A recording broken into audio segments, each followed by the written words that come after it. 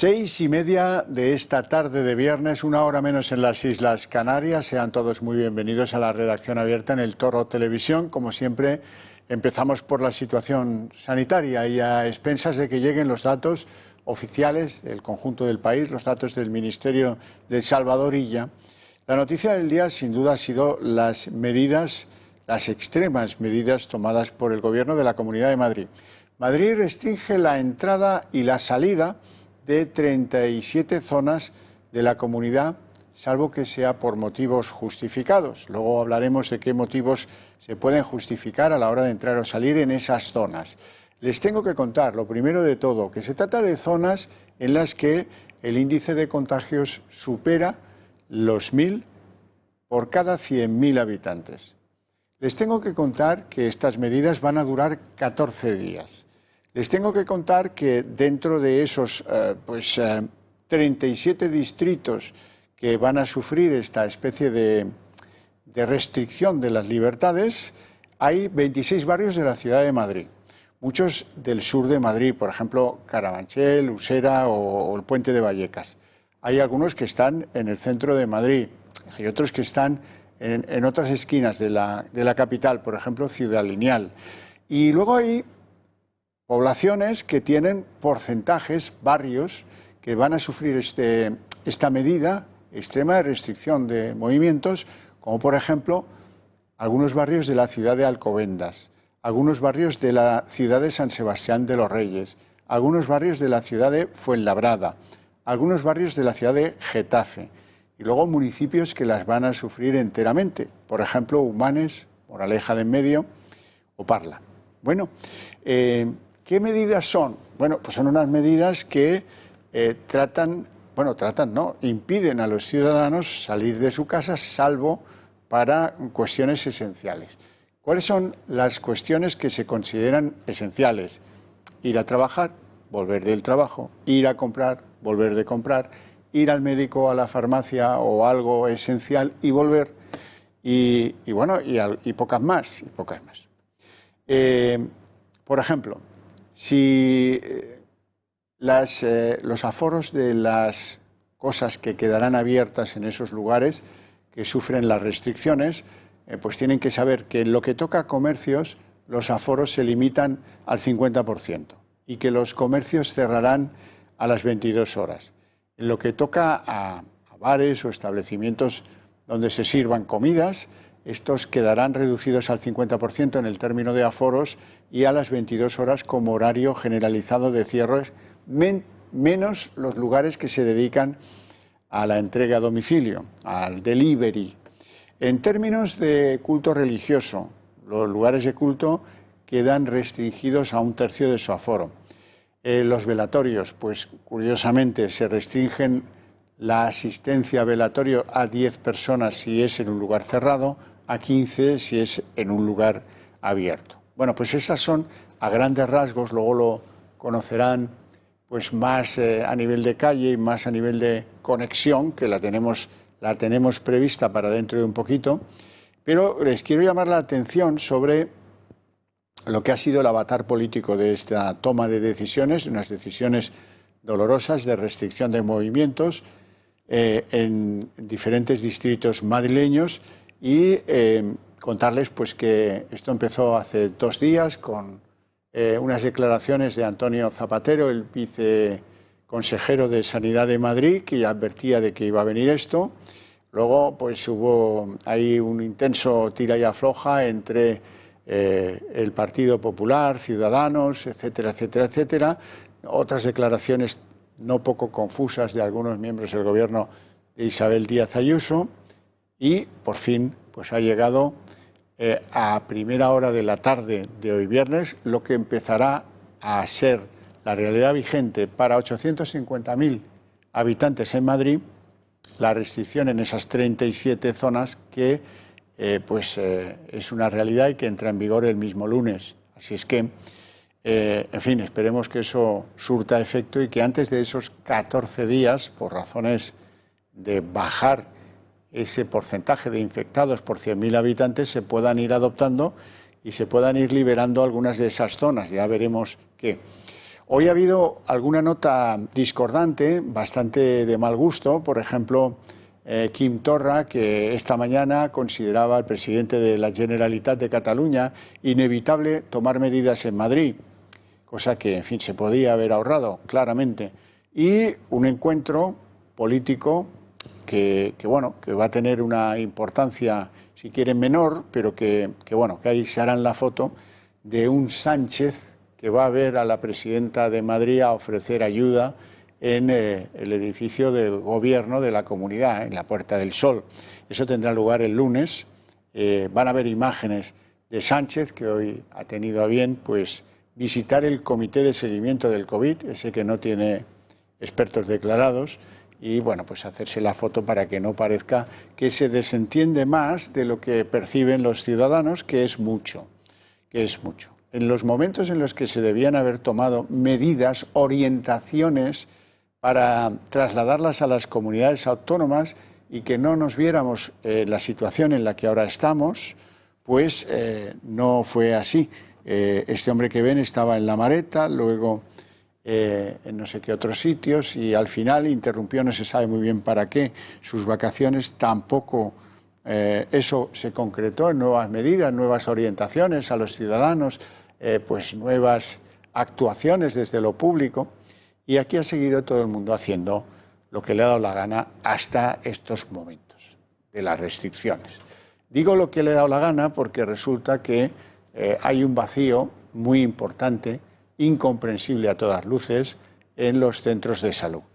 Hay muchos sanitarios y médicos que están de baja por razones que tienen que ver con el COVID o no, y hay muchos otros que están de vacaciones, cosa que es lamentable, porque cuando los ciudadanos cogen el teléfono, que es la única manera de hacer esto, para decir quiero irme a hacer unas pruebas porque tengo la sospecha, me encuentro mal, he perdido el olfato, ese tipo de cosas, cuando llaman les dicen, bueno, pues ya le llamaremos mañana. ¿Y las pruebas cuándo me las van a hacer? Pues ya se lo dirán mañana. Y ese mañana te citan para pasado. Y la gente pues está en sus casas inquieta, sin saber si debe decir si debe hacer de rastreador de lo suyo y comunicar a aquellos con los que ha tenido contacto que cabe la sospecha de que esté infectado. Si lo pregunta a esos centros de salud le van a decir que hasta que no dé positivo no, pero claro, ahí pasan días y eso pues deja muy mala sensación. Ahora van a ver algunos hospitales madrileños, por ejemplo, hemos elegido el Hospital Gómez Ulla, donde van a ver que se instalan tiendas de campaña en los lugares abiertos al exterior, alrededor del hospital, que fue hospital militar, ¿verdad? Que se han instalado ya o se han desalojado los quirófanos para transformarlos en UCIs y que se empiezan a tomar medidas para el momento, que tiene fecha ya, en el que las UCIs empiecen a estar saturadas en torno a Madrid. Hay otra circunstancia que no es menor y que convierte esto en una especie de abuso permanente hacia el ciudadano, ¿no? Es verdad que hay que hacer que la gente cumpla los requisitos elementales, los que nos dicen que son útiles, no vamos a cuestionarlos aquí, pero en cualquier caso sepan que se van a subir los importes de multas por no llevar mascarilla hasta un rango que va de los 300 a los 600 euros. Y hay otra circunstancia importante que tienen que conocer, algo que publica hoy el diario ABC. Van a ver ahí la portada de ABC hoy, que señala que el gobierno preguntó a la Unión Europea por la amenaza que suponía para la población española la pandemia. Lo hizo 50 días antes del 8M. Es decir, no van a tener excusa porque es evidente que sabían la contestación de la Unión Europea, ya la conocemos, los avisos de la OMS fueron publicados en portada en los periódicos españoles y sin embargo aquí no se cerraron aeropuertos, aquí no se comunicó esa preocupación a la ciudadanía que naturalmente pues hubiera tomado sus propias medidas de seguridad. Por ejemplo, no hubiera concurrido a los estadios de fútbol, por ejemplo, no hubieran ido muchos a las manifestaciones convocadas el fatídico fin de semana del 8M, por ejemplo, muchos hubieran echado mano de las mascarillas, que en aquel tiempo no eran necesarias, se decía, lo recordarán. Aquí ha habido una negligencia en el diario operar de lo que se nos venía encima. Cuando supimos lo que se nos venía encima, se tardó en tomar orientaciones y eso ha dado en que ahora mismo estemos a la cabeza de contagios en Europa en lo que llamamos la segunda oleada, con más de 3.000 muertos en lo que llamamos la segunda oleada, con Simón haciendo programas de televisión con Calleja por Mallorca y con el resto muy relajados porque el gobierno ha decidido parapetarse en las comunidades autónomas. Y las comunidades autónomas también nos han defraudado porque eran muy celosas de sus competencias y cuando el estado de alarma se las devolvió, tampoco han sabido tomar medidas que hagan que esto no vuelva a ser un desastre. Esto va camino de volver a ser un desastre. Bueno, les decía que teníamos conexiones para contarles con más perfil político, si quieren, y con más cercanía a los centros de toma de decisión, lo que ha tomado en consideración la Comunidad Autónoma de Madrid, pues casi in extremis. Nos lo va a contar Alberto Soto. Cuando quieras, Alberto. Sí, ¿qué tal, Xavier? Buenas tardes. Hace tan solo unos minutos ha acabado esa rueda de prensa en la Comunidad de Madrid de Isabel Díaz Ayuso y el consejero de Sanidad, Enrique Ruiz Escudero. Han anunciado las nuevas medidas restrictivas que se van a aplicar en toda la Comunidad de Madrid para poner fin a la propagación del coronavirus, porque dice los datos están siendo muy preocupantes. 858.000 personas se van a ver afectadas por estas nuevas medidas restrictivas de movilidad que afectarán a 37 zonas de salud. No son barrios completos ni tampoco distritos. Zonas de salud se refiere a centros de salud y sus alrededores. Medidas para doblegar la curva en una nueva orden que se revisará cada 15 días. Simplemente se podrán hacer movimientos imprescindibles en esas zonas para ir a comprar, cuidado a personas mayores, también citas judiciales y cosas de fuerza mayor, sobre todo acudir a puestos de trabajo, eso sí, está permitido. Se cierran los parques y jardines de las zonas afectadas. Eso sí, también los bares tendrán restricciones, se reduce el aforo al 50% y el horario de apertura también a las 10 de la noche tendrán que estar completamente cerrados. Se incrementará esa presencia policial y también las sanciones que pueden llegar hasta los 600.000 euros en caso de incumplimiento de estas nuevas medidas. Y atención porque esta afecta a todo Madrid, reuniones de 10 a 6 personas. También se reducen esos aforos. Esas son las zonas afectadas, así lo ha anunciado el consejero de Salud de Madrid. Y estas zonas básicas de salud son del Ayuntamiento de Madrid, del municipio de Madrid, del distrito de Carabanchel, las zonas básicas de salud de Puerta Bonita, Vista Alegre y Guayaba, del distrito de Usera, la de Almendrales, Las Calesas, Zofío, Orcasur y San Fermín. Del distrito de Villaverde, las de San Andrés, San Cristóbal, El Espinillo y Los Rosales. De Villa de Vallecas, la zona básica de salud de Villa de Vallecas. De Puente de Vallecas son las zonas de Entrevías, Martínez de la Riva, San Diego, Numancia, Peñaprieta, Pozo del Tío Raimundo, Ángela Uriarte, Alcalá de Guadaira y Federica Monseni. Y del distrito de Ciudad Lineal las zonas básicas de Doctor Cirajas, Gandhi, Daroca y La Elipa. En el municipio de Alcobendas son las zonas básicas de salud de Alcobendas, Chopera y Miraflores. En el de San Sebastián de los Reyes, la zona básica de salud de Reyes Católicos. En el municipio de Getafe, Las Margaritas y Sánchez Morate. En el de Fuenlabrada, las zonas básicas de salud de Alicante, Cuzco y Francia. En Parla, las zonas básicas de San Blas e Isabel II. Y en Humanes y Moraleja en Medio, la zona básica de Humanes de Madrid. Restricciones, repetimos, Xavier, de movilidad en esas zonas básicas porque dice Ayuso quiere descartar otro estado de alarma e incluso un confinamiento porque dice sería entonces un desastre económico. Y es que los datos de la Comunidad de Madrid continúan empeorando. La ocupación en las UCIs está ya a más del 41%. Hay 297 personas ingresadas en planta y 397 en esa UCI. Donde se dan más contagios sigue siendo en el ámbito privado. Por eso, recordemos, se reducen esas reuniones de 10 a 6 personas en espacios públicos, pero también en espacios privados. Luego vamos a escuchar a la presidenta madrileña Isabel Díaz Ayuso cómo hacía frente a esta situación, pero permítanme, han llegado ya los datos globales del Ministerio de Sanidad. Contagios nuevos, 14.389, sigue subiendo la curva de forma exponencial.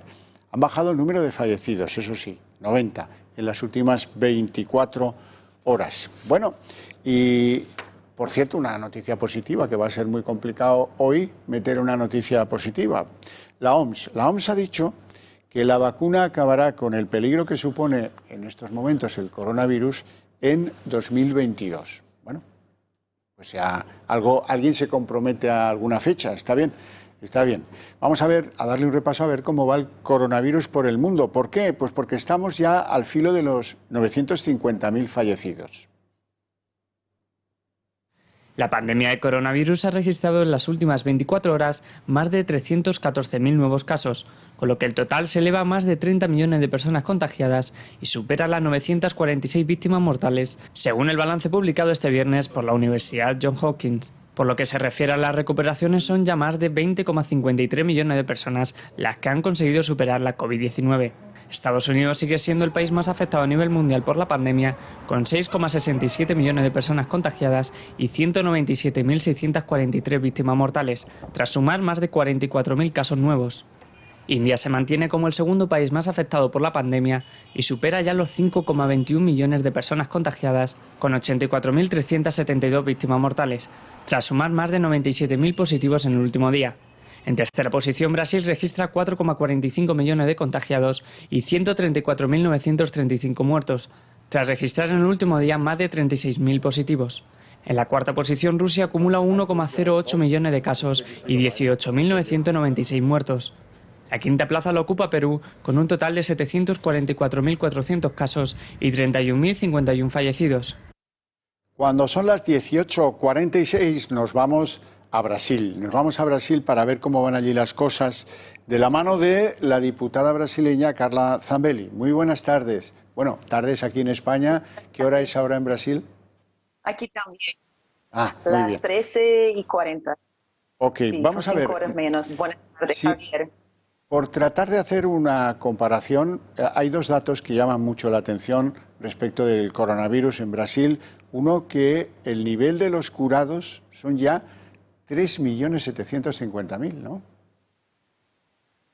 Sí, hemos tenido muchos curados, 3.753.000 curados. Hemos logrado curar más personas porque el tratamiento estamos haciendo más cuando se descubre la enfermedad. El exministro Mandetta decía allá atrás que tenían que sentir falta de aire para procurar un médico. Ahora no, ahora la orientación es cuando sientan que están con algún síntoma, ya buscar el médico para empezar el tratamiento precoce. Entonces, estamos logrando salvar más personas después de esta orientación.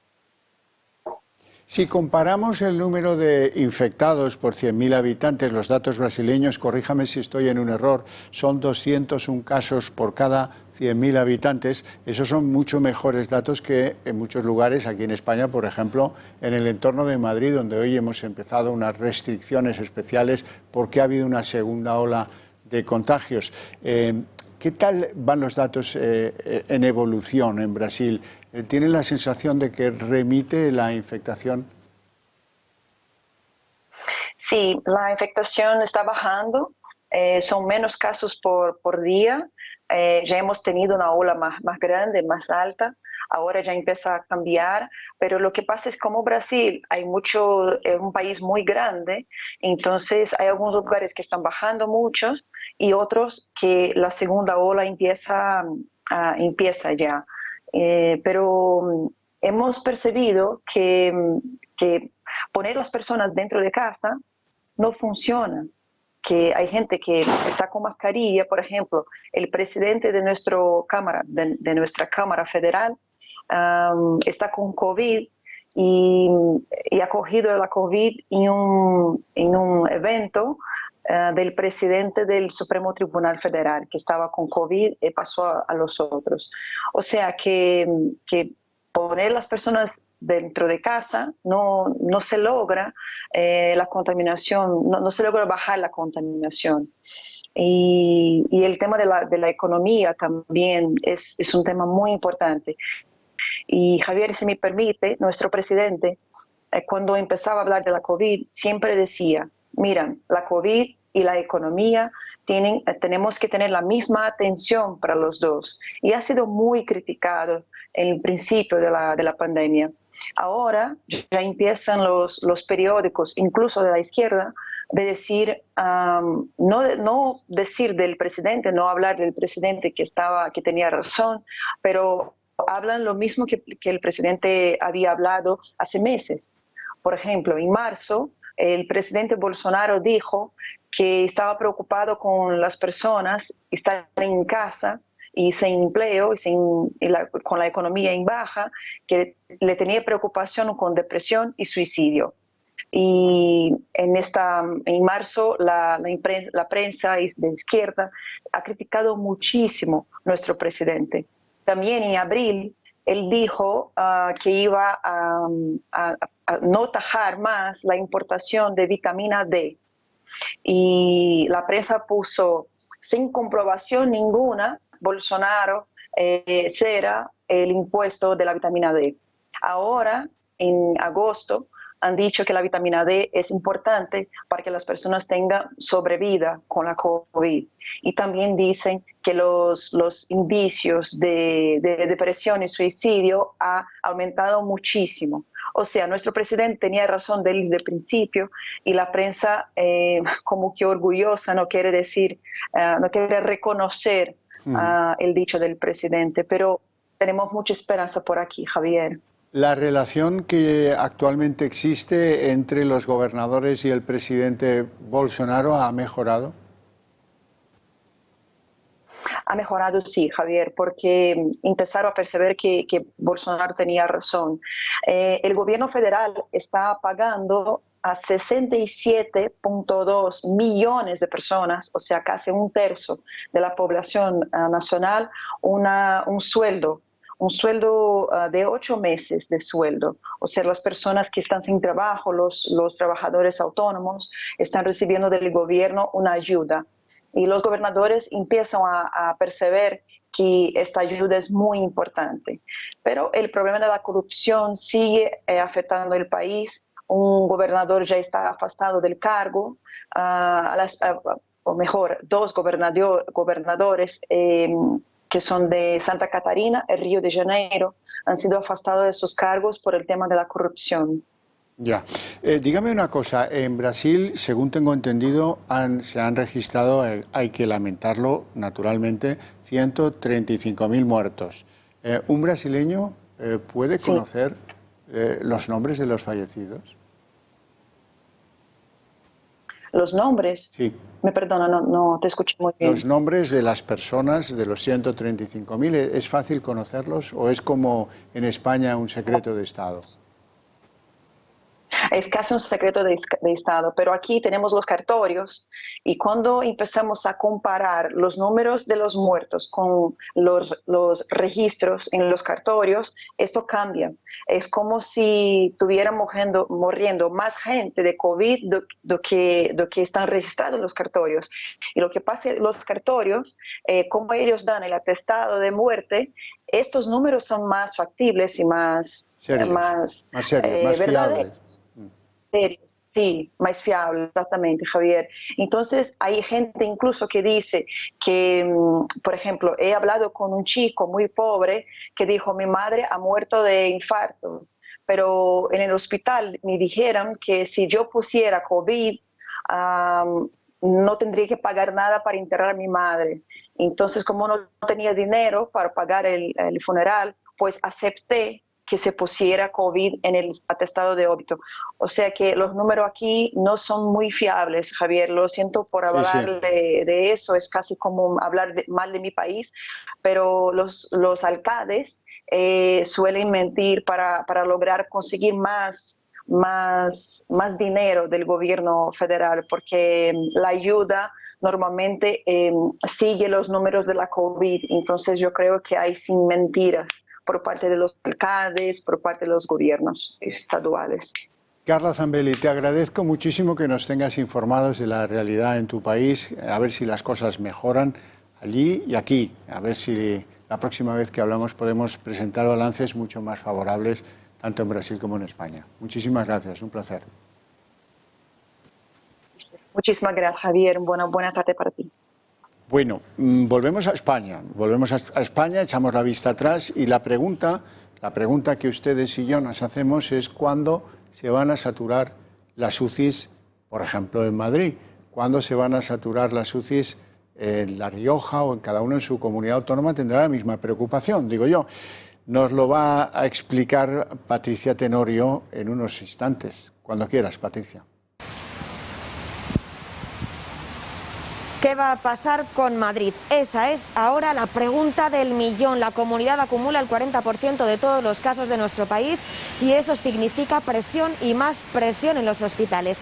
El 41,7% de las camas UCI en Madrid están ocupadas por enfermos de COVID y hay hospitales ya completos. Los malos datos de Madrid, de hecho, nos colocan a la cabeza de toda Europa en situación de precolapso. Así están en el Hospital Infanta Leonor de Vallecas, en Madrid, el área con más incidencia médica de COVID en España, según los médicos. El 87% de sus facultativos han firmado esta carta que van a ver para el consejero de Sanidad. Advierten de que patologías que precisan atención no la tendrán, lo que pondrá en riesgo a los pacientes. También le piden el traslado de los pacientes a otros hospitales. Los profesionales médicos han empezado ya a pedir ayuda urgente y a nivel nacional. Hoy el diario La Razón ha dado un titular muy importante. Las UCIs empezarán a colapsar a partir del 29 de septiembre. Estos mismos especialistas que han llegado a esta conclusión prevén también que la saturación será como en la primera ola y primero será en Madrid, en Murcia, Canarias y La Rioja, más que en el resto de todo el país. Pues como ven, la preocupación es muy lógica. El 29 de septiembre está a la vuelta de la esquina. Esto incluso podría empeorar y entonces lógicamente esa fecha se acortaría. Y pues ahí la reflexión que cabe hacer es, bueno, ¿y qué hemos hecho durante todo este tiempo? ¿Qué hemos hecho desde que decayó el estado de alarma? ¿Se ha reforzado la atención primaria? ¿Se ha previsto una situación de desborde?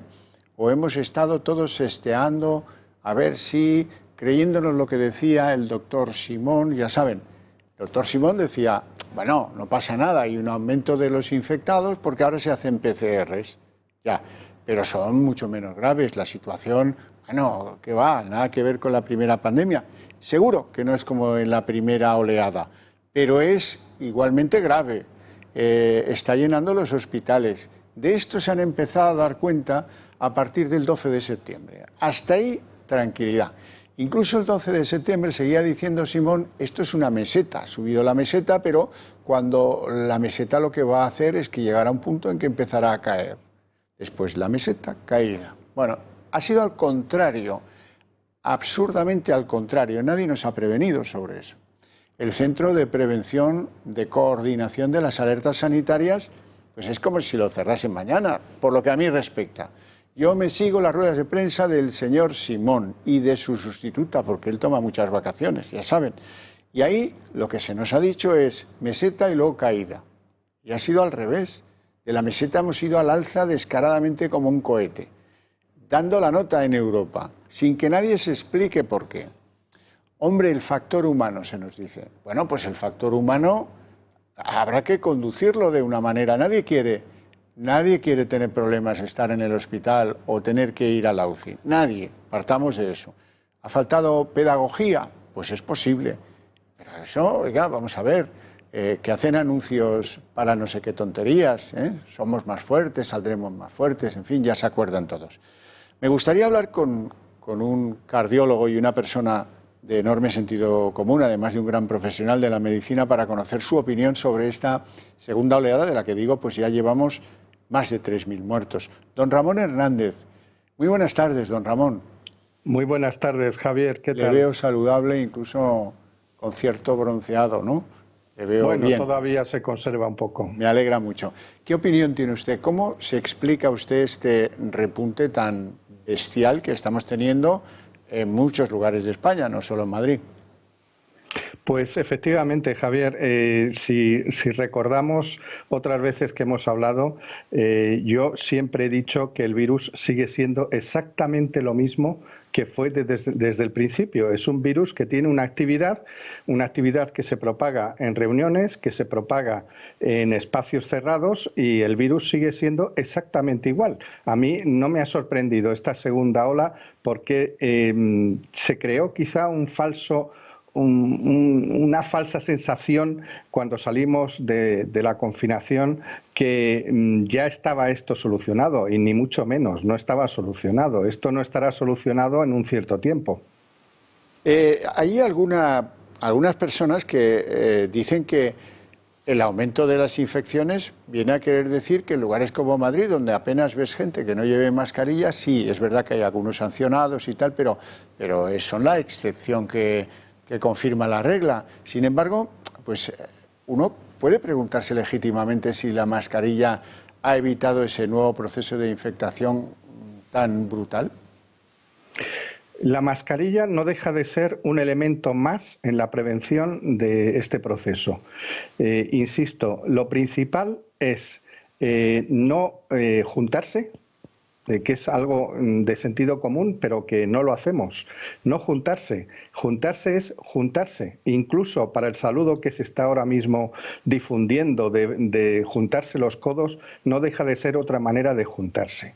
Y se transmite también por lo que se llama fómites, es decir, por cosas que tocas y que han tocado otros y que tienen una cierta permanencia del virus y se va pasando de unos a otros. La mascarilla, si se utilizara bien, sería un elemento que protegería ante lo que se expulsa de la boca y de la nariz, nada más. Pero me temo que no se usa bien. Una mascarilla, para usarla bien, es como se usa en procedimientos quirúrgicos, en quirófanos, con las manos hacia arriba y con los brazos absolutamente lavados, las manos y los brazos, sin tocarlo en ningún momento. El día a día nos está diciendo que las mascarillas se están manipulando permanentemente por todas las personas, se guardan en los bolsillos, se apoyan en los sitios, se dejan en sitios donde no se tenían que dejar, se bajan para fumar, se bajan para estar en algún sitio, se baja para hablar, para que te oigan más fuerte.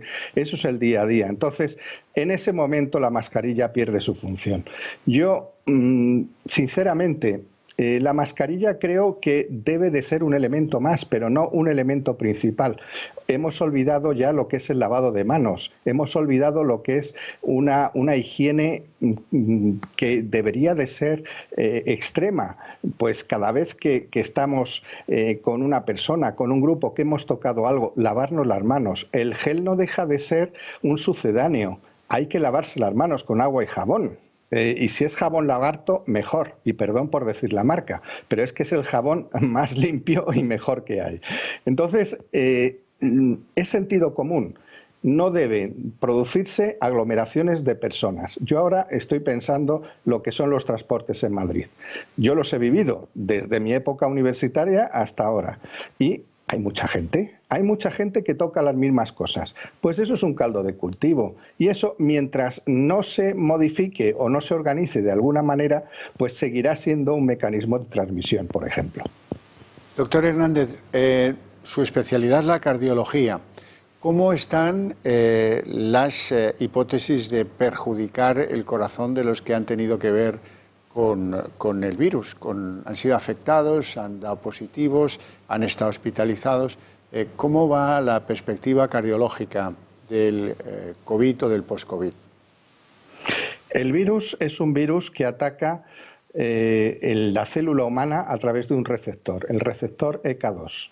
Ese receptor es un receptor que modula, es decir, que interviene en la viscosidad de la sangre y en la resistencia de las paredes. La sangre tiene que mantener un fluido laminar, es decir, un fluido que no provoque turbulencias, y ese receptor, a través de las acciones que promueve, asegura que ese flujo sea laminar. En el momento en que el virus se está uniendo a ese receptor, el receptor pierde su función, con lo cual todas esas acciones de mejorar la circulación desaparecen, Y el cuerpo humano, como el cuerpo de todos los mamíferos, está hecho para resistir las heridas. Y cuando un vaso se encuentra irregular, se entiende que se ha producido una herida. Y siempre se desencadena una cascada de coagulación que tiene elementos formes y elementos serológicos.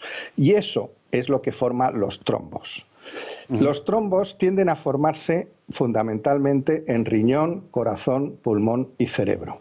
Pero sí es cierto que además este virus tiene una afinidad por el tejido cardíaco. No se sabe por qué, pero los cardiomiocitos son una de las células por las que tiene mayor afinidad esto. Y esto ha provocado carditis. Carditis es una inflamación del corazón en la cual el corazón se inflama como una rodilla. Pero claro, no es lo mismo una rodilla que un corazón. El corazón se inflama, pierde su función, puede entrar en insuficiencia y pueden desarrollarse fenómenos isquémicos. Es muy grave, pero también pueden producirse miocarditis, que es otra variante de lo mismo. Se afecta el tejido muscular y el corazón desfallece. El corazón se vuelve insuficiente y puede ser una persona candidata a trasplante cardíaco. Estamos hablando de cosas muy graves y muy severas, que se mezcla una afectación cardíaca con una afectación vascular, con un proceso general de alteración de la coagulación. Esa es la gravedad de este proceso. Nos deja usted preocupados, de verdad. Don Ramón Hernández, doctor Hernández, muchísimas gracias. Le mando un saludo y le deseo un muy buen fin de semana. Gracias. Igualmente. Muchas gracias, Javier. Un placer. Nos vamos a publicidad. Volvemos enseguida. Escucharemos a Isabel Díaz Ayuso y muchas otras cosas que tenemos preparadas para ustedes. No se lo pierdan. ¿Qué pasaría si nuestros complejos se transformaran en una voz que nos atormenta a diario? Esta es la historia de un adolescente inseguro y de su relación con Pesadilla, una voz vieja y grave que le habla para torturarle. Puede hacerse con él en librerías o en grupoeditorialeuropa.es.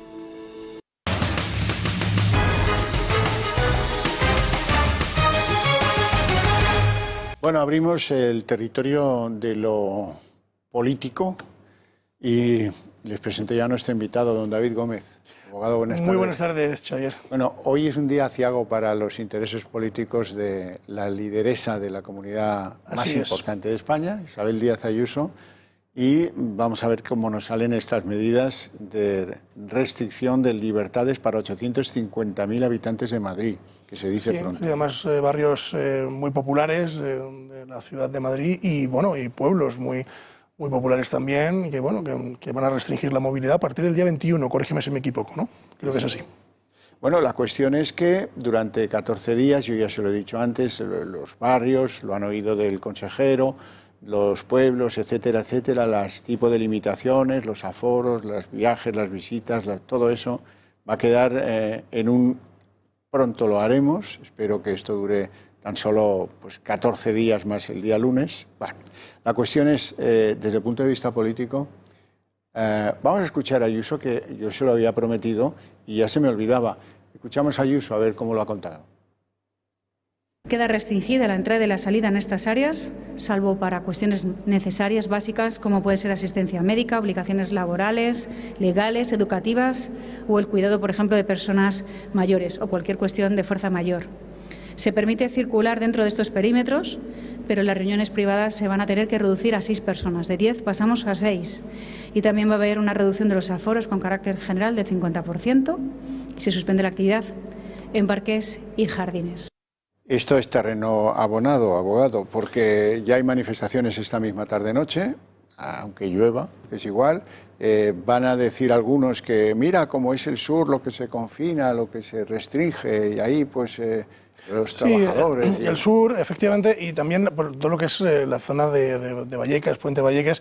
Yo precisamente antes de ayer, que voy siempre a cortarme el pelo al mismo peluquero de Puente Vallecas, lo comentaba, digo ¿cómo lo ves? ¿Qué va a ocurrir? ¿No? Dice, pues hombre, dice, para nosotros y para el barrio, que es un barrio eminentemente de tiendas de cercanía, dice, pues es terrible, ¿no? Dice, es terrible, dice, aquí hay bares en este momento que ya están cerrados, comercios que están cerrando y que no volverán a abrir. Entonces, yo entiendo que son medidas sanitarias, pero el varapalo para la economía va a ser tremendo y para el pequeño comercio va a ser una auténtica ruina. Es que esas medidas se tienen que tomar incluso mucho antes. Ahora estamos en rangos de infectación de 1.000 habitantes por cada 100.000. Sí. Bueno, pues eso se les ha ido de las manos, a todos en general. Antes he hecho un alegato contra la utilidad demostrada nula de ese centro de alarmas o de alertas sanitarias del doctor Simón, que han estado durmiendo en las laureles y que bucea ahora, que se dedica a bucear. Contándonos que esto era una meseta y que de la meseta iríamos de caída. Y ha sido todo lo contrario. Es que además, Xavier, si te acuerdas, se acordarán los telespectadores de que cuando se levantó el estado de alarma salió el presidente del gobierno poco menos que diciendo que qué alegría y que alboroque. En la campaña electoral de las gallegas. Claro, que salimos, que nos hemos recuperado, salir, que lo hemos superado. Gastar y disfrutar. Claro. Entonces, hoy escuchaba yo a un médico esta mañana que decía, no se confundan, la pandemia no ha pasado. Dice, estamos en la pandemia. Otra cosa es las cuestiones políticas que se tomen, ¿no? A mí me parece de una irresponsabilidad total que el presidente del gobierno saliese en aquella ocasión a decirnos a los españoles que, bueno, pues que poco menos que teníamos que volver a recuperar la calle, disfrutar, en fin, el comercio y tal. Oiga, pues a lo mejor es que la desescalada se le fue de las manos al gobierno central, ¿no? Y ahora estamos pagando y a los autonómicos también. A los autonómicos, por supuesto. También, porque aquí ideas nuevas. Cuando se levantó el estado de alarma, ha llovido, ¿eh? Desde entonces hasta hoy ninguna. Tranquilidad, esto es una meseta. La explicación mágica es que como se hacen PCRs, pues claro, salen muchos más infectados, pero no son tan graves, no hay que preocuparse. Fíjense, los hospitales están medio vacíos. No, los hospitales se han ido llenando, el rango de infectación se ha disparado enormemente y hoy estamos a que el día 29 de septiembre estarán saturadas las UCIs en Madrid. Fíjate, Xavier, los hospitales están vacíos, pero los centros de salud están absolutamente desbordados. Los hospitales ahora ya no están vacíos. No, ahora ya no, pero nos lo decían, ¿no? Pero los centros de salud en este momento están desbordados. Es decir, hay colas de horas para atender cuestiones. A mí me preocupan en dos vertientes. Primero, la pandemia, que lógicamente llegamos tarde, como siempre, llegamos tarde a la toma de medidas. Y por segundo lado, también el resto de enfermedades y de tratamientos que están en marcha, que están suspendidos. Sin duda. Permíteme que salude una vez más, y encantado de hacerlo, a doña Emilia Zaballos, que es socia directora de Zaballos Abogados y fundadora y presidenta de la Fundación Zaballos Defensa de los Derechos Constitucionales. Muy buenas tardes, doña Emilia. Buenas tardes. Bueno, ¿qué vamos a hacer ahora? Porque usted defendía a una cantidad impresionante de familias con fallecidos en el COVID y ya hemos visto de qué palo va la Fiscalía. Bueno, yo creo que a ninguno nos ha sorprendido el informe de la Fiscalía. Yo tengo que deciros algo que es importante y que además me entristece muchísimo. Los abogados que hemos presentado la querella contra el Consejo de Ministros, ni la Fundación, que está personada como acusación popular, hemos recibido notificación de ningún tipo. O sea, es más, ese informe nosotros lo conocemos por los medios de comunicación, porque se les ha hecho llegar a ellos, pero en forma, o sea, a nosotros no se nos ha hecho llegar en ninguna forma. Es más, la Fundación y todas las acusaciones particulares, que son los que representamos, en este caso concretamente yo estoy representando casi 400 fallecidos con todos sus familiares, hasta ahora que hay muchos más en espera para personarse, no hemos recibido comunicación. Y presentamos un escrito el día el día 15, diciendo que estaban en todos los medios y que si esto era cierto, que se había emitido ya el informe. Y ayer concretamente, y nos quedamos sorprendidos, recibimos una notificación en que su señoría al día de la fecha no podía resolver nada porque no se había pronunciado la Fiscalía todavía en el Supremo. Entonces no entendemos nada.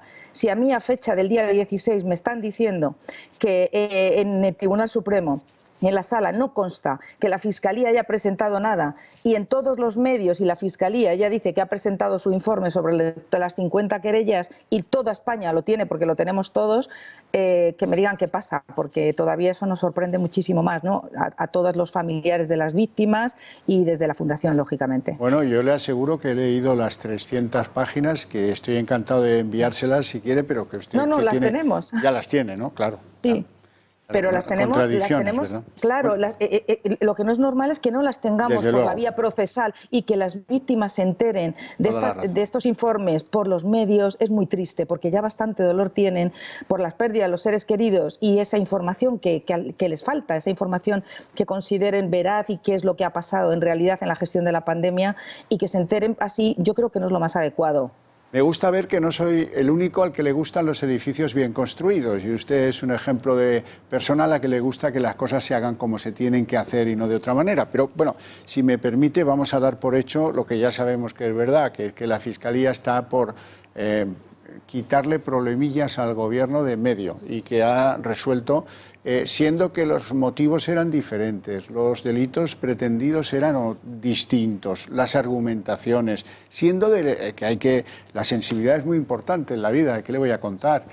Hay que tener en cuenta que ustedes, cuando presentaron las querellas, pues trabajaban en la dificultad del confinamiento, y no se puede decir, como dice el escrito de los fiscales, que las acusaciones son poco concretas, basadas en material de prensa, y que por lo tanto, pues ahí le va, como si el Ministerio Fiscal no entendiera que su obligación es la investigación de los hechos que esas querellas denuncian, ¿no? Bueno, yo quiero dejar algo muy claro. El informe del fiscal en este momento tiene la misma importancia que si informa cualquiera otra de las partes y presenta un escrito. ¿En qué sentido lo digo? Primero, a mí me sorprende cuando se le da traslado, porque la ley realmente como tal, la ley de enjuiciamiento criminal, no prevé que se le dé al fiscal esa facultad para que informe o deje de informar de tantas causas, y en las formas en las que se ha hecho. A mí me llama la atención, primero, que se hizo hace 2 meses y no se le puso plazo, cosa curiosísima, que se le dé traslado para que informe y no se fije plazo. Segundo, que se diga que informe y que respecto a la acumulación de todas las causas que haya contra el gobierno, que me digan a mí cómo pueden saber todas las causas, porque se pueden seguir presentando otra y son indeterminadas. No se puede dictar una providencia para mí tan indeterminada. Tendrían que haber dicho que se pronuncie sobre la acumulación con la causa tal seguida en tal, la causa número tal seguida, o sea, determinarlas para que las partes sepamos de qué se está hablando. Y luego, por otro lado, yo me pregunto, lo primero que se tiene que hacer es admitir alguna de las querellas o denuncias, porque si no, ¿a qué se van a acumular? O sea, ¿cómo se va a acumular algo y va a informar sobre la acumulación si no tenemos ningún procedimiento admitido? ¿No crees que todo esto son incongruencias que dentro del propio procedimiento nos llaman la atención a todos? Entonces, ¿qué sucede? Bueno, pues bien, el fiscal ha informado. Yo le digo y transmito a todas las víctimas, bueno, en este caso familiares de las víctimas, que estén tranquilos, que la confianza tiene que estar lógicamente en el tribunal y que es su señoría, don Manuel Marchena, quien al final decidirá mediante un auto de admisión o inadmisión qué va a pasar con esa querella, y que lógicamente este es un instrumento más de información junto al resto de hechos que puede conocer por otras vías como buen instructor o bueno, como buen juez, porque todavía no ha empezado la instrucción de la causa, y en función de eso estará esa admisión o inadmisión. Coincido con algo que habéis dicho muy importante. Detrás del número tan grande, porque además de estar personados nosotros en esta querella y en esta causa como la Fundación Zaballos, como acusación popular, y todos los que yo represento directamente a familiares, está también en una plataforma que está haciendo esas gestiones. Nadie ha recibido ninguna comunicación. O sea, puedo hablar porque yo soy abogado también de esa plataforma. Nadie hemos recibido esa comunicación. Con lo cual, pronunciarnos sobre ese informe es sorprendente. También hay algo que nos llama la atención. Siempre estamos hablando de la ley de datos, de la protección de datos, de la intimidad de las personas, de la protección y todo lo que conlleva y las responsabilidades que implican para todos nosotros, tanto periodistas, abogados, empresarios, todo. Y a mí me sorprende que el propio instructor le diga que informe sobre 50 causas y ahora cuando nos den traslado de todas las causas, fijaros qué curioso, yo ya no voy a tener la información solo de la mía, voy a tener la de todas las demás. O sea que ya por lo pronto voy a conocer todos los asuntos que hay en los que ni siquiera voy a estar personado y sé si me interesan o no me interesan, si ese informe se presenta como está, ¿no? Bueno, todas esas cosas no dejan de llamar la atención y lógicamente enfadan, molestan, decepcionan yo creo que a la ciudadanía española, que está confiando y que realmente está esperando simplemente que se abra una instrucción, que se nos cuente si se ha gestionado bien la pandemia o no, de acuerdo a la información que tenían, o si por el contrario, con la información que tenían se podía haber hecho muchísimo mejor, haber evitado muchas muertes, yo no hablo de fallecimientos, muertes, y lógicamente se han antepuesto cualquier otro tipo de interés, ya sea político, particular, y entonces se derivan responsabilidades. Simplemente piden que se investigue, se aclare, y si lo han hecho muy bien, oye, pues les damos y les aplaudimos y les hacemos una fiesta y un agradecimiento como hemos hecho con otros profesionales que tanto lo merecían. Bueno, vamos a esperar qué dice Marchena, si traga con ese escrito, que es una especie de, como se decía en el ciclismo, de camión escoba, que recoge todos los ciclistas que no pueden continuar la marcha y que, bueno, lo mismo le da si es un delito contra la salud de funcionarios públicos, que si es un delito de particulares que plantean algunas de las cosas que hemos visto delirantes de la gestión de la pandemia, o si es una asociación profesional, o si es un partido político, o si es lo que sea, porque da la sensación de que los fiscales han ido a la suya, vulnerando el criterio de que fuera la Junta de Fiscales de Sala la que tomara esa decisión importantísima. No se me antoja que nadie haya ido al Supremo con una aglomeración de reclamaciones de personas en España más importante, pero a ellos les ha dado igual la Guardia Urbana de Madrid, que Vox, que la Asociación de la Guardia Civil. Les da igual, la consigna es la consigna, y ahí ha fallado de entrada la señora Lola Delgado, que no queda claro si votó o no votó, entre los que tomaron la decisión. Vamos a ver qué hace el juez Marchena, si acepta eso como pronunciamiento de la Fiscalía o si obliga a una tramitación por lo menos causa a causa, o si les pide que investiguen en algunos temas, porque se lo han quitado de encima como si fuera un tabardo, ¿eh?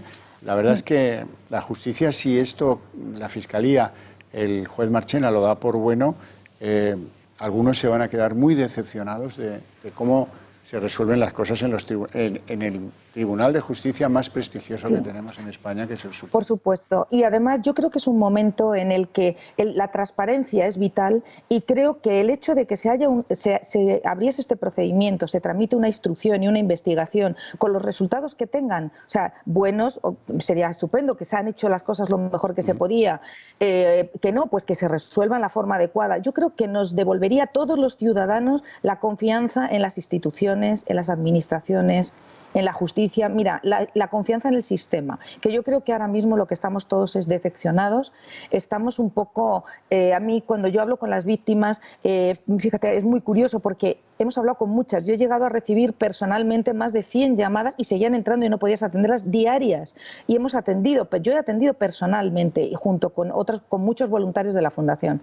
Y nadie le hemos oído hablar de dinero, nadie hemos oído hablar de cárcel, ni que querer. Lo que quieren única y exclusivamente es saber si con la información que tenían se podía haber gestionado mejor y haber evitado tantas muertes. Si sus familiares se han ido porque era su hora o porque se ha hecho una mala gestión y quieren que igual que ellos como profesionales responden, pues que responda el que sea. O sea, la gente lo único que busca es la transparencia y la justicia y poco más. O sea, en pocas causas masivas hay detrás un trasfondo económico. Aquí no lo hay. Por eso también somos todos voluntarios y esto se está haciendo de forma gratuita, tanto los abogados, procuradores, notarios que se han ofrecido. Yo creo que es un momento en el que todos los españoles, y vuelvo a repetir, la Fundación no tiene ninguna vinculación política. Llevamos desde la Fundación Zaballos 25 años y nuestro gran éxito es que no estamos relacionados con ningún culto, con ningún partido político, con nada. Somos en este caso un movimiento ciudadano donde hay personas que han perdido a seres queridos, que son de Podemos, que son de PSOE, que son de Vox, de todo. Y lo que está pidiendo el pueblo español en este caso es que la Fiscalía brille por su independencia, cosa que no, en este caso lo tenemos todo claro, y por supuesto nos queda lo más importante, es la independencia del Poder Judicial, que nos gustaría entender que sigue existiendo. Yo confío, creo que su señoría, el juez Marchena, magistrado, es brillante, es una persona con una trayectoria importante y quiero confiar en que va a entrar en el fondo de esta causa y así se lo transmito a todos mis representados. Doña Emilia Zaballos, un placer enorme, mucha suerte, que tenga usted un buen fin de semana. Muchas gracias. Gracias a vosotros por este apoyo tan importante y, como siempre, por contar con nosotros. Cuenta con ello, porque esto es fundamental para todos. Aunque no tengamos personas que hayan fallecido en el COVID, lo hacemos por ellos porque no hay derecho a que se les ningune y se caigan de la mesa. Y no imagináis el número de voluntarios tan sorprendentes que hay aquí. Cuando nos dicen que detrás de la fundación, dicen otro más con subvenciones, ayudas. Nunca hemos recibido una subvención ni estatal ni de ninguna comunidad autónoma. No hemos tenido nunca a lo largo de 25 años patrocinios, pero los voluntarios cuando se han pedido para causas de este tipo, que es en las que hemos participado en estos 25 años, yo solamente puedo hacer, mira, así como los toreros, chapó por el pueblo español cuando se une, porque si salimos de esta es por nosotros, por la unión y por los que estamos luchando por contar la verdad y que las personas pues sepan lo que está sucediendo. Gracias por la labor que hacéis. Gracias a ti. Un abrazo. Bueno, pues yo aquí sigo. Cada día les pongo a uno de los afectados porque no voy a dejar esto por bueno. Y esto a veces depende de la matraca que demos los que podemos dar la matraca, y tú lo sabes. Así es. Como Bueno, hagamos como lo que pasó con Daisy Rodríguez, que nadie habla ya de lo que las 40 maletas eso pasó, y el encuentro con José Luis Ábalos, pues entonces, oye, yo es mi sobrejuela, ya está, hala, a por otra cosa. A por otra cosa. Mira, Xavier, ha dicho una cosa muy interesante de la Fiscalía. Claro, ¿qué podemos esperar?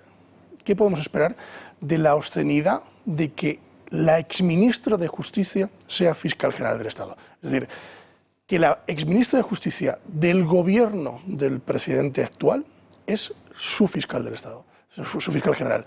Claro, rema a favor de obra, está remando a favor de obra. Es decir, está usando los medios de la Fiscalía para torpedear cualquier cuestión que vaya contra el gobierno. Hay que recordarle a la señora fiscal general del Estado que la Fiscalía está para perseguir delitos y para acusar. Yo todavía no me he encontrado a los fiscales o a ningún fiscal que diga que mi cliente es inocente. Es decir, es complicado, es decir, porque normalmente la Fiscalía atiza, con perdón si se me permite la expresión. El Ministerio Público, bueno, cobran para eso. Claro, entonces, oiga, mire, al menos tenga usted la decencia... En todos los casos cobran para eso. En todos los casos, sí, sí. Al menos tenga usted la decencia torera de si... Admitir a trámite. Admita trámite y, bueno, que se investigue. Pero no se ponga de frente como lo ha hecho en este momento, que ya tenemos la Fiscalía de frente. Además, con una cuestión horrorosa, que es que se entere la letrada del procedimiento, ojo, la letrada del procedimiento, que se entere por la prensa. Oiga, pero usted me tiene que dar traslado a mí de ese informe. ¿Cuándo piensa darme traslado? Una vez que usted y la maquinaria propagandística de Moncloa lo ha difundido y lo ha maquillado y lo ha torpedeado por los medios de comunicación, después me voy a enterar yo. Bueno, no quiero ni podríamos haber preguntado qué es lo que le ha ocurrido una vez que aparece el informe. Me imagino que los teléfonos del despacho habrán echado humo, ¿no? Porque habrán empezado a llamar todos los clientes en masa, ¿no? De una forma lógica, ¿no? Es alucinante. O sea, lo que pasa en España muchas veces, y sobre todo en temas de justicia, no pasa en ningún sitio, de verdad. Pero la explicación, que lo cuento muchas veces, pido perdón por hacerme pesado, es que se construye un escudo aislante, un escudo protector. Claro. ¿Sobre la base de qué? Bueno, mandarle recausa a la Guardia Civil, ahora acceso a este mando porque me ha sido desobediente. Fulminante. Eso manda, eso deja huella. Bueno, eso lo hace un gobierno de derechas, Javier. Eso deja huella. Y tenemos... hay unos funcionarios de la delegación del gobierno en Madrid, funcionarios de carrera, que le declaran una cosa a la Guardia Civil y luego van a juzgado y no lo ratifican, porque tienen miedo. No hay expertos, pero no hay un colegio de médicos o de profesionales de la medicina que le haya metido una querella por un juzgado ordinario al gobierno por no tener expertos.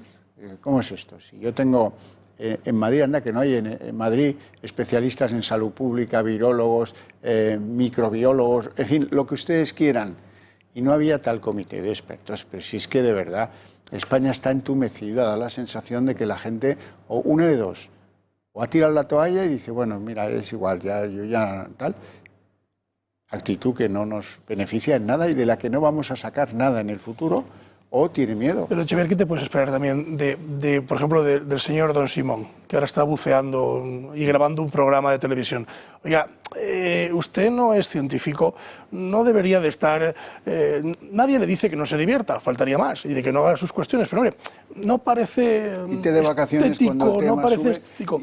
Claro, cuando se supone que tú eres el tío más importante en este momento y el que más conoces de estos temas. Está a una hora de su despacho. Claro, es que es lamentable, pero bueno, mientras que está de buceo, pues estamos hablando del buceo, mientras que la señora Dolores Delgado da instrucciones instrucciones a la Fiscalía para que se ponga enfrente de todas estas querellas que tiene tela marinera, es decir, que no hablamos de una querella ni de 2 ni de 3, es que hablamos de miles. Entonces, y además tan variopintas como Guardia Civil, Enfermería, o sea, Colegio de Médicos, Guardia Urbana particulares, de Madrid, sindicatos, partidos políticos, o sea, víctimas particulares. Digo yo, a lo mejor todos no, pero alguno entre tantos tendrá razón.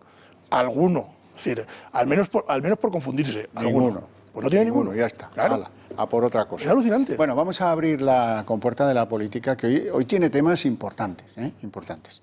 El juez Manuel García Castellón, de la Audiencia Nacional, ha decidido imputar, a mí me gusta más la vieja nomenclatura. Es más bonita, desde luego. Imputar, queda muy claro lo que dices, al que fuera ministro del Interior con Mariano Rajoy, Jorge Fernández Díaz, por el espionaje, presunto espionaje ilegal que se hizo en torno a los Bárcenas, en torno al domicilio de Bárcenas, en torno a la familia de Luis Bárcenas. El que fuera ministro del Interior, le ven en las imágenes, declarará el próximo 30 de octubre. Me parece muy llamativo que Manuel García Castellón, que tiene fama de juez independiente, haya distinguido entre lo que le proponía la Fiscalía Anticorrupción, que era la imputación de Jorge Fernández Díaz y, al mismo tiempo, de la que fuera secretaria general del Partido Popular, María Dolores de Cospedal. El juez instructor considera que no hay indicios hasta este momento en lo que tienen indagado sobre esta variable de la Operación Kitchen, que según el criterio de la justicia española, aplicado en otros asuntos, por ejemplo, el caso de Dina Busselham, por ejemplo, en donde dicen, no, aquí lo que estábamos investigando era si Villarejo había hecho cosas para la desaparición o aparición o reaparición del móvil. No, si el señor Iglesias ha hecho denuncia falsa y se ha burlado de la justicia española. Bueno, pues aquí lo mismo se podría decir. Aquí estaban investigando, dentro del marco Operación Kitchen, estaban investigando pues latrocinios relativos al Partido Popular.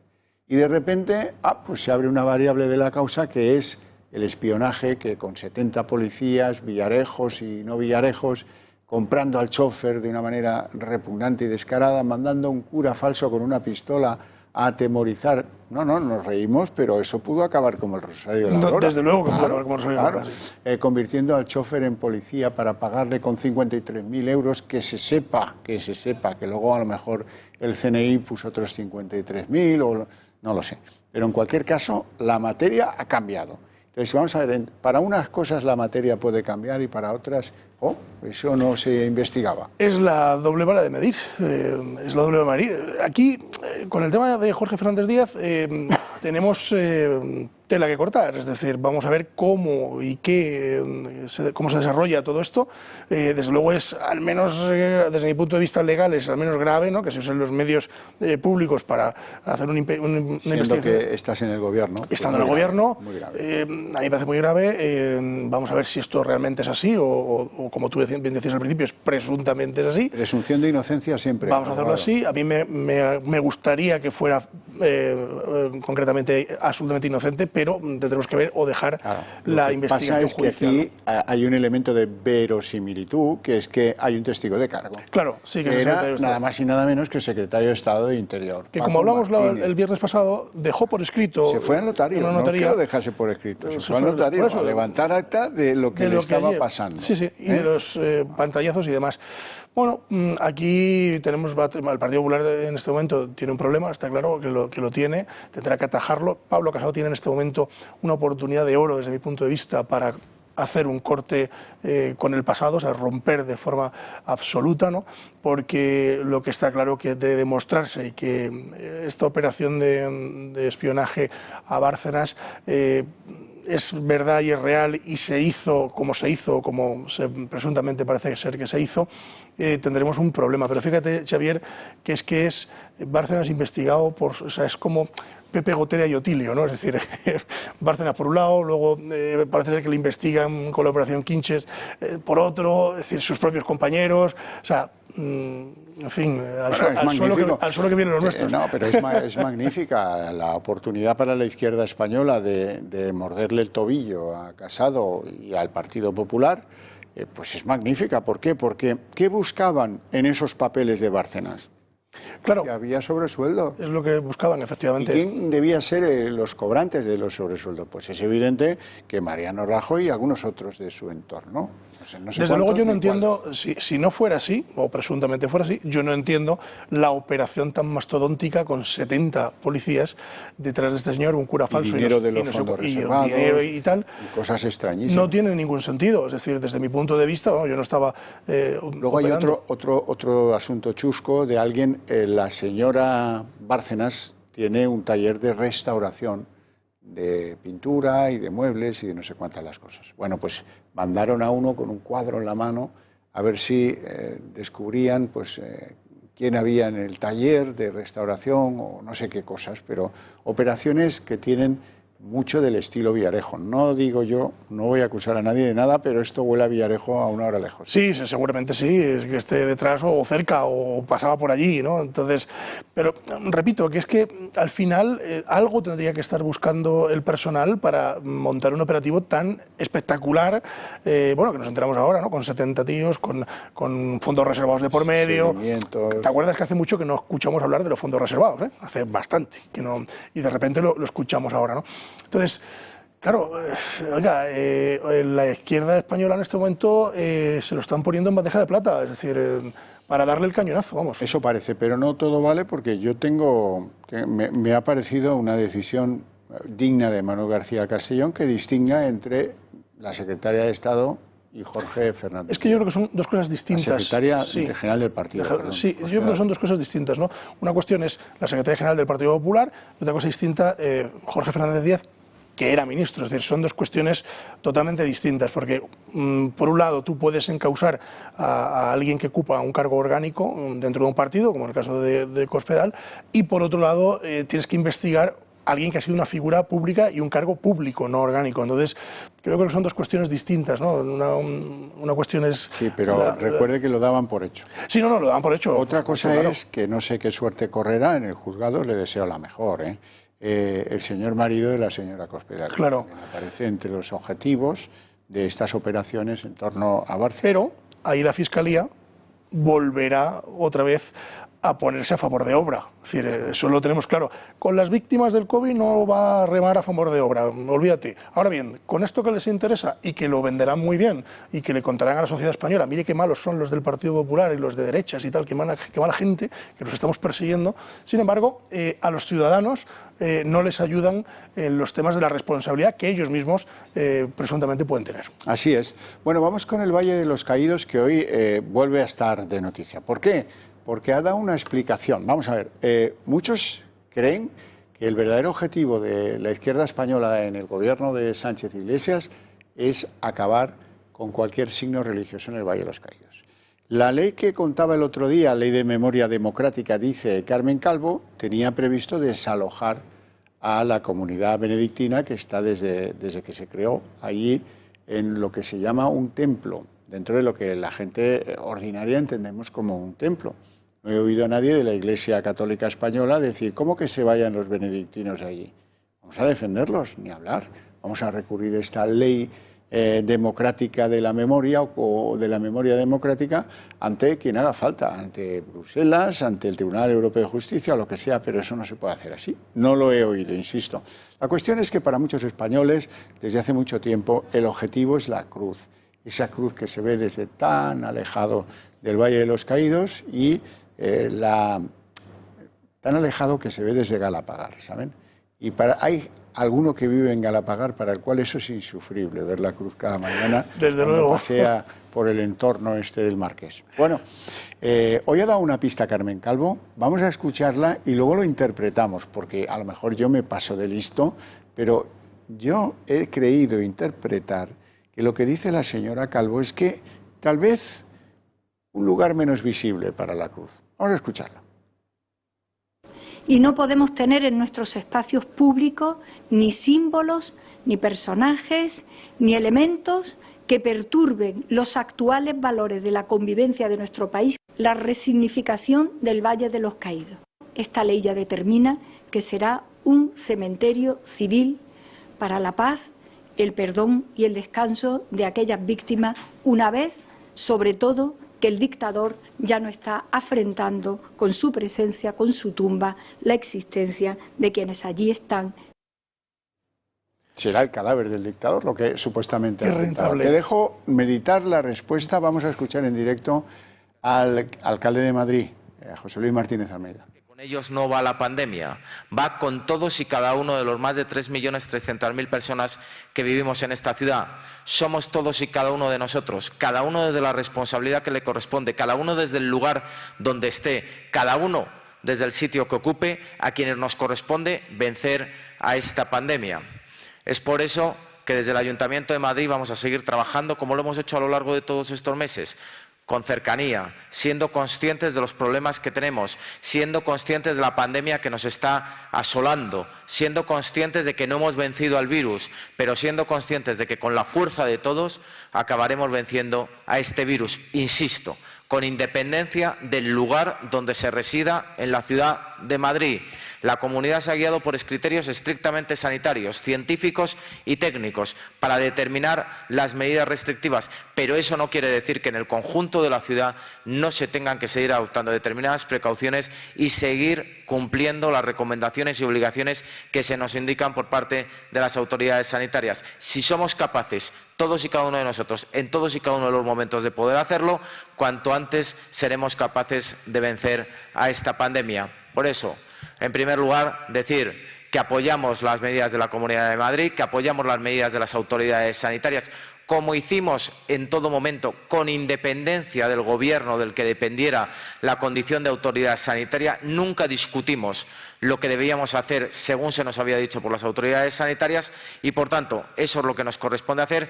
Y, en segundo lugar, mostrar nuestra comprensión, nuestro apoyo total y absoluto a todos aquellos ciudadanos que viven en cualquiera de esas 26 zonas básicas de salud afectadas por las restricciones acordadas hoy, pero al mismo tiempo apelar al conjunto de los ciudadanos de Madrid a que esta es una tarea que nos incumbe a todos, que no nos podemos desentender y en la cual siempre tendrán muy cercano, siempre tendrán al lado a este equipo de gobierno, a este ayuntamiento, no solo a los concejales de gobierno, sino a los 57 concejales del Ayuntamiento de Madrid, tanto el gobierno como la oposición, para que podamos superar esta pandemia. Alcalde de Madrid, ya le han oído ustedes en su alocución, estaba obligado a ello, pero les tengo que contar que ya tenemos en la calle a los podemitas. Dicen los podemitas algo que ya usted y yo teníamos previsto al principio de nuestra charla. Es un apartheid de clase, porque claro, son los barrios del sur de Madrid. Y esto es un apartheid de clase, aunque el que lo diga viva en Galapagar en un chalet de no sé cuántos los millones. Los barrios que han olvidado ellos, ¿no? Porque ellos usaron a los barrios más, digamos, populares de Madrid para conseguir el poder y ahora ya se han olvidado de ellos.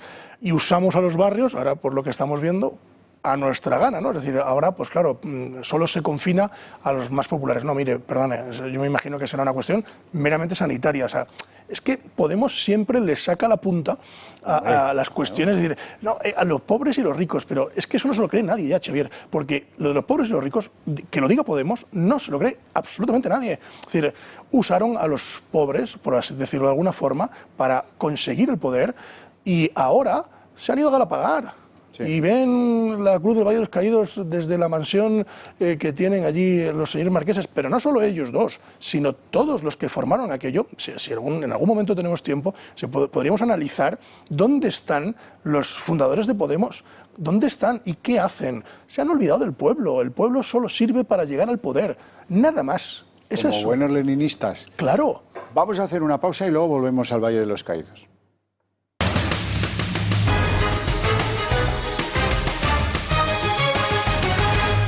Volvemos al tema Valle de los Caídos. ¿Qué has entendido tú, abogado, de lo que ha dicho Carmen Calvo? Pues que tiene pretenden un verbo difícil. Desmontar la cruz, es lo que yo he entendido. Resignificar el valle, eliminar los símbolos religiosos de los espacios públicos, que es lo que ha dicho. Bueno, mire, es que la izquierda de este país tiene un problema que se llama culto religioso, es decir, las cuestiones musulmanas, hindúes, etcétera, etcétera, les va fenomenal. Ahora bien, en las cuestiones católicas o cristianas, no vamos a meter a toda la rama cristiana, eso no les va bien, No entiendo por qué. Es decir, tienen una fijación permanente. Con el tema de la cruz, bueno, yo lo he dicho... Es la más grande que hay en el mundo. Efectivamente, ustedes lo han dicho aquí millones de veces. Siempre hemos dicho que el problema no era Franco, el problema era la cruz del Valle de los Caídos. Yo lo tenía meridianamente claro, ahora se está demostrando. Es decir, más allá de la cuestión que ellos le quieran dar, del significado que le quieran dar a esa cruz, hay que recordar que eso es un monumento, no deja de ser un monumento, es decir, no deja de ser una obra artística, nos guste o no, es una obra artística, para bien o para mal, porque entonces tendríamos que revisar la inmensa mayoría de los monumentos españoles. Monumental, eso es incuestionable. Claro, y eliminar a aquellos que no nos interesen. Oye, habrá gente que no le guste las Cibeles, por ejemplo, o el Escorial, diga las Cibeles. Oye, ¿por qué hay una diosa Cibeles, perdón por los madridistas, en Madrid? Pues quitémosla, ¿no? Es decir, ¿por qué? Porque como es diosa... No, oiga, mire, es que tiene un significado. Hay un señor que es el artista que hace esta obra. Eso por un lado. Y luego, por otra cuestión, oye, parece que a la izquierda siempre les estorba este tema. Cuidado el rédito que le sacan a Francisco Franco. Le sacan un jugo que después de 80 años que pasó todo esto y 40 años de democracia, le seguimos apretando y sacándole jugo político a este tema. Oiga, mire, yo creo que ya está bien, es decir, ya cansa la historia. Y además, cuando dices lo de resignificar el Valle de los Caídos, precisamente se llama Valle de los Caídos, no se llama Valle de los Caídos Nacionales, por ejemplo, que se podía haber llamado. Es decir, a ver qué dictador del resto de Europa se entierra con todos los republicanos. Ninguno. Es decir, es más, en el Valle de los Caídos, curiosamente, solo había republicanos y algún nacional, pero pocos, pero principalmente republicanos. Oiga, cuando se hace el Valle de los Caídos no se hace para ensalzar una cuestión ideológica, ¿no? Se hace porque el Valle de los Caídos es fruto de una época. Pues igual que es el Escorial, es fruto de una época. Es decir, no se puede juzgar una cuestión de esa época, de la época del Valle de los Caídos, con la mirada de hoy. Es decir, además, ayer, aquí en esta casa, Mario Conde decía una cosa que a mí me encantó. Es decir, oiga, no puede usted de un plumazo cargarse las cuestiones jurídicas que rodean o envuelven a un régimen. No puede cargárselo. Y además, con mayor motivo, cuando estamos hablando de venga a darle vueltas, primero ley de memoria histórica, ahora ley de no sé qué democrática. ¿Y cuál va a ser lo siguiente? Es decir, ¿qué será lo siguiente? Es decir, ¿de verdad que España no tiene problemas a nivel superlativo? Es decir, han perdido, con perdón, las posaderas por aprobar esta ley y no les duele en prendas la situación económica que estamos atravesando, ni las cuestiones sanitarias que estamos abordando. Oiga, mire, los españoles también vivimos. Aquí de los muertos se empiezan a preocupar a los 80 años de que han fallecido. Claro, debe de ser. Han fallecido por el COVID, en el 20 no. Eso es nada, debe de ser. Nos importa más Franco y la Cruz del Valle de los Caídos.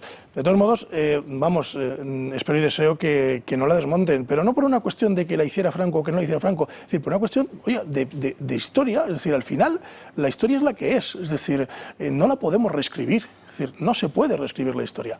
Es decir, y es que si no estaríamos permanentemente revisando la historia, permanentemente, y eso no se puede hacer, porque yo entiendo que los franceses no están orgullosos de haber inventado la guillotina, por ejemplo. Entonces, y ahí está, es decir, y seguirá estando ahí. Y los italianos, me imagino que pues no estarán orgullosos de que en los circos romanos los cristianos los pasaran a cuchillo. Pues desgraciadamente, seguramente no estén orgullosos, pero desgraciadamente, como digo, eso pasó, pero no deja de ser historia. Lo que pasa es que aquí a los señores de Podemos, a toda la izquierda española, les encanta permanentemente exprimir el régimen de Franco. Le sacan mucho partido. Le sacan muchísimo partido. Mucho partido. Bueno, vamos a cambiar de asunto. Dice el vicepresidente del Gobierno que las ocupaciones no son un problema, que solo se ocupan cosas de los bancos y de las inmobiliarias, pero que las ocupaciones no son un problema. Hombre, que va.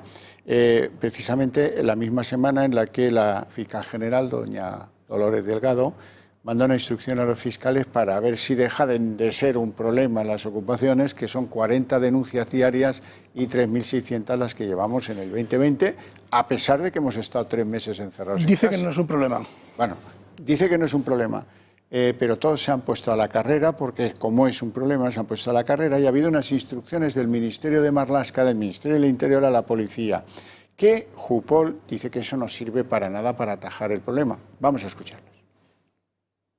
Desde Jupol valoramos de una forma bastante negativa la instrucción emitida ayer por la Secretaría de Estado de Seguridad con respecto a la usurpación o allanamiento de morada. Creemos que no aporta nada, que es una venta de humo, que ha sido única y exclusivamente una recopilación de lo que todos ya sabíamos perfectamente y que incluso a la hora de la intervención in situ de los compañeros en este tipo de casos genera incluso más dudas todavía de las que ya podíamos tener. Bueno, pues sí que es un problema y es un problema mayúsculo. No sirve. Yo le daba al señor Sánchez 5 minutos. 5 minutos de una ocupación de vivienda, 5 minutos. Es decir, yo que sí he estado en desahucios de ocupaciones de viviendas, además de viviendas de primera vivienda, ojo, que eso es lo que está ocurriendo en este momento. No hablo de viviendas turísticas. O sea, lugares donde vive una familia. Lugares donde vive una familia. Eso ha ocurrido y está ocurriendo y es una auténtica realidad y es absolutamente dramático. Dramático que alguien que pierde su casa tarde años, no digo 2, sino años, pueden ser varios, en recuperar su vivienda y que no pueda hacer nada y que encima cuando la recupera destrozada, robada y absolutamente deshecha. Entonces, eso es una auténtica realidad y habla alguien que ha estado muchas veces con la Comisión Judicial en desahucios de personas físicas, no de bancos, es que tampoco podemos diferenciar entre bancos y personas. Oye, no, mire, las viviendas son viviendas y la propiedad privada hay que respetarla, sea del banco o de Perico el de los palotes. Es decir, es así. Entonces, mire, si este señor dice que no es un problema, el problema le tiene él por no estar en contacto con la realidad. Los casos más enconados son los de que la familia necesita vivir ahí y tiene unos ocupas, claro, y esos son los que pierden los nervios y luego son acusados de no sé qué cosas. Claro, pero es que la ley no acompaña a estas cuestiones. Entonces, a mí que le den una instrucción a la policía, como bien dice el señor del sindicato, no sirve absolutamente para nada. Es simplemente decirle a la sociedad que estamos haciendo algo, pero no es verdad.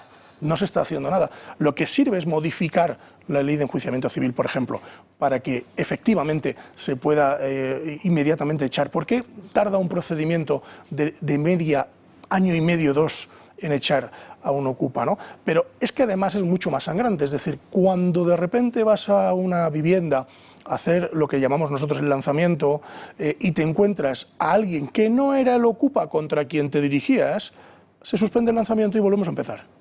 Entonces, eso hay que corregirlo. O sea, no vale darle una instrucción a la policía, porque la policía, si no recibe una instrucción de un juez, difícilmente podrá intervenir. Entonces, oiga, es que en Inglaterra esto no pasa.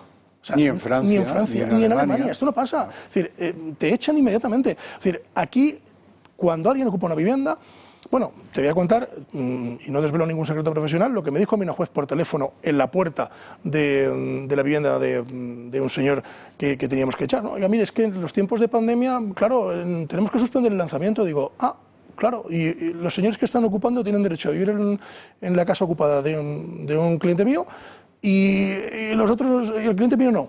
¿Esto cómo es? Si el propietario es mi cliente, ¿no? Entonces, mira, este señor no tiene ni idea de la realidad. Yo ya le digo, le daba 5 minutos de venirse conmigo una mañana, bueno, conmigo no, si puede venirse con otro, mejor, a dar un paseo por... ¿Con el Coletas no quieres pasear? No, vamos. Sí. No, el antiguamente llamado Coletas, hoy es el Muñoz. Sí, bueno, es que el cambio de look es cuanto menos significativo, hasta pendiente se ha puesto. Entonces, yo le daba 5 minutos de verdad, es que no tiene ni idea de lo que está pasando en la calle, no, de verdad que no. O sea, antes decía, bueno, ocupan las viviendas de los bancos y era como son de los bancos, pero tampoco... Que son precisamente las que no se denuncian para evitarse líos, que son las que les dan igual a todo el mundo. Claro. Pero hay gente, tú fíjate, hemos visto en televisión, en millones de sitios, gente que de repente le ocupan su casa y se tiene que ir de alquiler, o ocupan su casa y está pagando una hipoteca y además se tiene que ir de alquiler. Claro, es que al final es la ruina de una persona, la ruina total. Y lo peor de todo ya no es que te ocupen la casa, sino cómo te la dejan. Ya. El resultado. David Gómez, muchas gracias. No tenemos tiempo para más. Vamos al pulso económico. Si acaso recordarles el Club de Amigos de Intereconomía. Asóciense con nosotros si quieren que alguien se rompa la cara por sus libertades y por sus derechos. Ahí tienen el teléfono. Nada, muy poquito dinero y seremos copartícipes de un proyecto informativo en común. Lo dejamos aquí. Bueno, vamos al pulso económico, como les digo, a ver si le encontramos a la economía algo de pulso antes de que se nos muera definitivamente. En fin, vamos antes a publicidad y luego al pulso económico.